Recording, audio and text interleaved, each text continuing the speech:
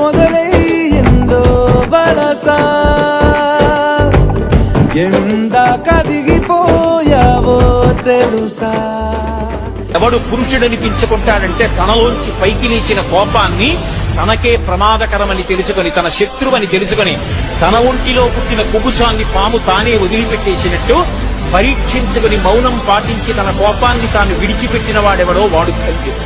మనల్ని అందరూ నన్నే కాదు, ఎదుగుతున్న ప్రతి వాడిని నువ్వు ఎందుకు పనికిరావు, నువ్వేం చేయలేవు, నీ వల్ల కాదు చెప్తానే ఉంటారు. మనం they undermine our dreams, they crush our dreams, they undermine our ability.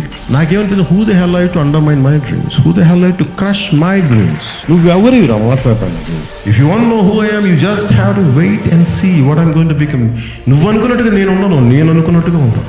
Don't kill your dreams, no matter who you are, no matter what you are. డబ్బులు ఉన్నాయా లేదా, ఎవరు మీ కళలను తొక్కే హక్కు ఎవరికి లేదు. ఎవరు కూడా మీ ఎబిలిటీని డిసైడ్ చేయనివ్వకండి. మిమ్మల్ని మీ ఎబిలిటీ మీద మీరు ఎంత శ్రమ పడతారో, ఎంత టీం వర్క్ చేస్తారో. సక్సెస్ వెంటనే రాకపోవచ్చు, కానీ one day it will chase you. Success is nothing but a by product of your hard work, by product of your perseverance, it's a by product of your resilience. బాగున్నప్పుడు అందరూ ఉంటారు, కానీ బాగలేనప్పుడే ఎవరు నిలబడతారో వాళ్ళే మాట్లాడుకోండి.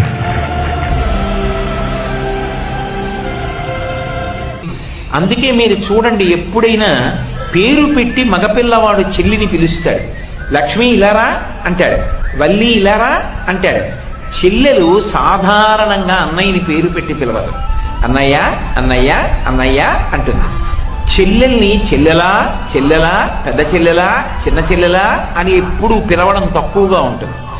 పేరు పెట్టి పిలుస్తాడు.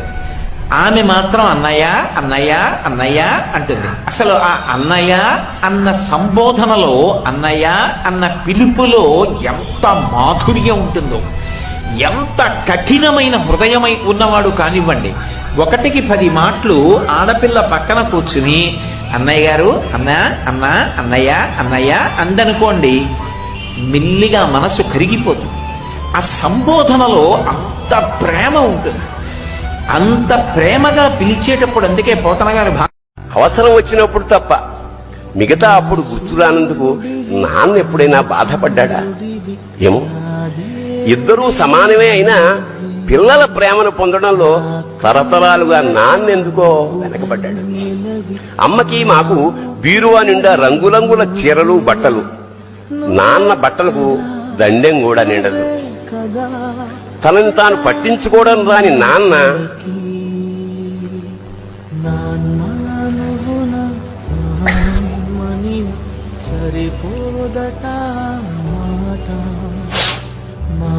ఎందుకో మాకు కూడా పట్టదంత వెనకపడ్డాడు. అమ్మకి అన్నో కొన్నో బంగారు నగలు, నాన్నకి బంగారు అంచున్న పట్టు పంచి ఒకటే. కుటుంబం కోసం ఎంత చేసినా తగిన గుర్తింపు తెచ్చుకోవడంలో నాన్నెందుకో పాపం బాగా వెనకబడ్డాడు. ఇన్ని కష్టాల్ని అనుభవిస్తూ కూడా ఆనందంగా ఉండాలంటే ఎలాగా? జాగ్రత్తగా వినండి. మీకు కష్టం ఇచ్చిన భగవంతుడే ఆ కష్టాన్ని తీర్చడానికి ఎవరో ఒక మనిషిని మీ పక్కనే ఉంచుతాడు. అది గ్రహించగలిగితే మన జీవితం వెంటనే ఆనందంలో తేలిపోతుంది.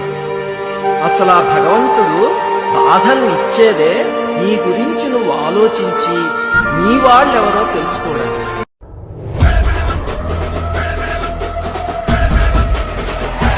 ఏదైనా సంఘటన వలన మనిషి భయపడినట్లయితే